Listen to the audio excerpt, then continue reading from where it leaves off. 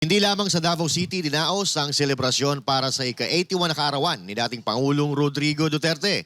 Dito sa Metro Manila, nagtipon-tipon din ang daang-daang taga-suporta upang ipakita ang kanilang pagmamahal kasabay ng panawagan pagkakaisa laban sa issue ng impeachment ni Vice Presidente Sara Duterte. Si Aaron Rojas sa report.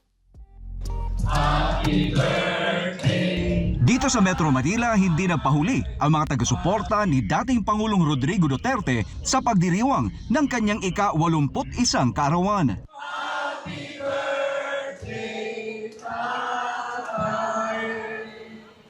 Sana ay lalo kang mas maganda ang kalusugan at sana ay makabalik na kayo kaagad. Hello, this is Lay Wanego. Gusto kong batiin ng happy birthday, PRRD. We love you so much. Happy birthday, Tatay Digong! Mabuhay PRS! Daan-daang individual ang nagtipon sa SB Park na matatagpuan sa tapat ng House of Representatives of the Philippines upang ipaabot ang kanilang pagbati at suporta sa dating lider. Bukod sa selebrasyon, isinabay rin ang oath-taking ceremony ng mga bagong miyembro ng Partido Demokratiko Pilipino o PDP. Ayon kay dating Congressman Mike Defensor, layunin ng pagtitipon na ipakita ang patuloy na pagkilala at suporta kay Duterte kahit may hiwalay na selebrasyon sa Davao City kung saan naroon ang kanyang pamilya sa pangunguna ni Vice President Sara Duterte.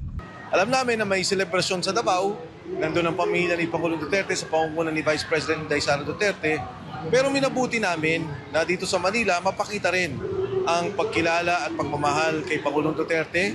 Dagdag pa niya, pinili rin ang lokasyon sa harap ng Kongreso upang ipakita ang kanilang pagkakaisa laban sa usapin ng impeachment laban sa Vice Presidente.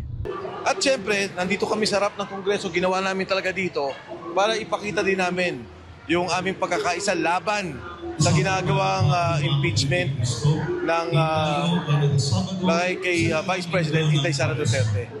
Sa kabila ng magkahiwalay na selebrasyon sa iba't ibang panig ng bansa, iisa ang mensahe ng mga dumalo, ang patuloy na suporta at pagkilala sa naging pamumuno ni dating Pangulong Rodrigo Duterte at paninindigan para kay Vice President Sara Duterte. Sa gitna ng maalinsangan na panahon, hindi nito napigilan ang pagtitipon ng mga taga-suporta. Ito umano ay patunay ng kanilang matibay na suporta para kay dating Pangulong Rodrigo Duterte at maging para kay Vice President Sara Duterte sa gitna ng kanyang mga kinakaharap na isyu ngayon. Mula dito sa Quezon City, para sa Diyos at sa Pilipinas kung mahal, Aaron Rojas, SMNI News.